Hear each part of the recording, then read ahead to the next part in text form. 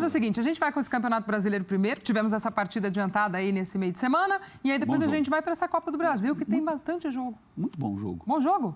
Eu gostei de Flamengo e Palmeiras, gostei. É aquele tipo de jogo que você fica com dó que não sai gol. Vamos ver o que o Pedro Henrique Torre traz pra gente dessa partida entre Flamengo e Palmeiras, já você fala mais um pouquinho. Tá. Valeu, Antero, Gláucia, amigos do Sport Center. Aqui no Maracanã, um grande duelo entre Flamengo e Palmeiras, apesar do empate sem gols. Um jogo antecipado da 4ª rodada do Campeonato Brasileiro. 70 mil presentes acompanharam essa partida aqui no Maracanã. Um jogo antecipado da 4ª rodada do Campeonato Brasileiro. Como eu disse, uma grande partida, chances de lado a lado. O Everton e também o Hugo, cada um cometeu um pequeno milagre ali para salvar a sua equipe. A Arrascaeta teve uma atuação muito boa por parte do Flamengo. Perdeu 2 chances, mas colocou uma bola na trave. Por parte do Palmeiras também, Rafael Veiga muito bem. O Everton Ribeiro chamou muito a atenção da torcida do Flamengo, uma noite muito inspirada.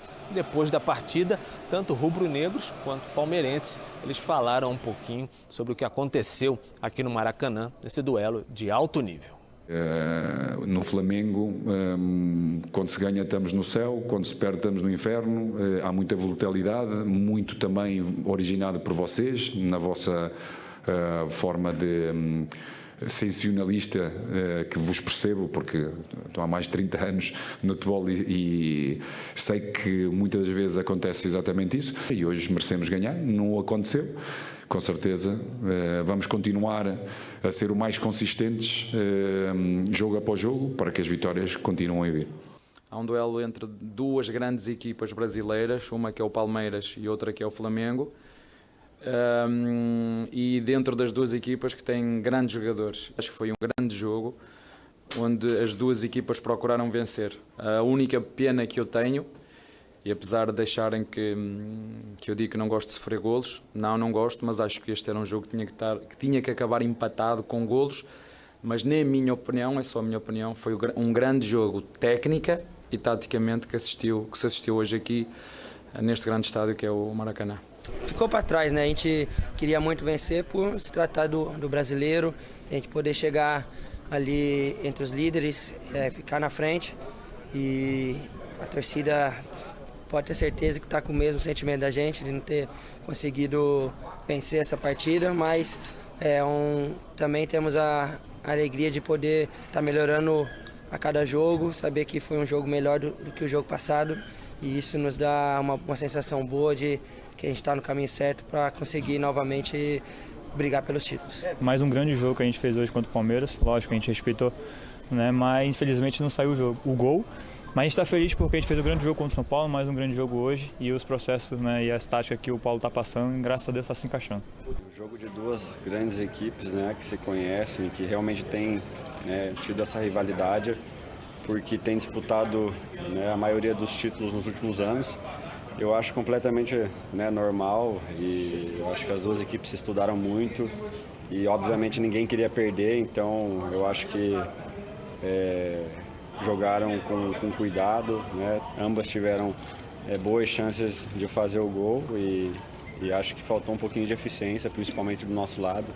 Acho que a gente teve umas chances um pouco melhores e poderia ter saído daqui com um resultado um pouco melhor. Agora, no fim de semana, as equipes seguem jogando pelo Campeonato Brasileiro, mas pela 3ª rodada da competição. O Flamengo vai até a Arena da Baixada, em Curitiba, onde enfrenta o Atlético Paranaense no sábado, às 4h30, enquanto o Palmeiras ele tem um clássico contra o Corinthians, às 7 horas, na Arena Barueri.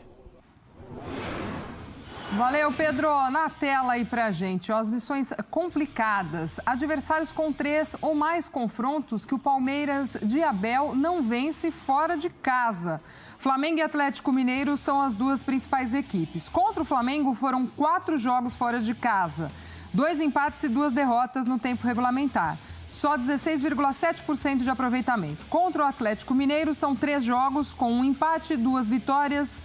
E 2 vitórias dos mineiros, 11,1% de aproveitamento. Temos que falar em português de Portugal, já que tínhamos os 2 portugueses? Podemos. Então vamos. Podemos falar. Uma das formas que me agrada é de evitar o gerúndio. Bem, então vamos a começar por esta estatística, que eu adoro estatística, eu amo estatísticas. Tem um empate aí, não tem, do Palmeiras com o Atlético? Sim. E o que valeu esse empate? Se não me engano, uma final para Libertadores, né? Mas não ganhou, mas empatou. E com o Flamengo não tem a freguesia do Palmeiras em relação ao Flamengo é legal. Tem realmente, acho que são 5 derrotas do Palmeiras, né? E 5 empates. Uma vitória só o Palmeiras tem sobre o Flamengo. Não vou nem falar. Mas o jogo de hoje, desta quarta-feira, foi muito legal, foi muito bacana. Vimos nos depoimentos dos jogadores algo que nós comentávamos aqui, eu e a Gláucia, enquanto vimos a reportagem do Pedro. O jogador de futebol, ele gosta de desafios. Quando enfrenta adversários, quando uma equipe de alto nível enfrenta um adversário também de alto nível, sobe, né, o desempenho. Isso que nós vimos hoje, dos dois lados.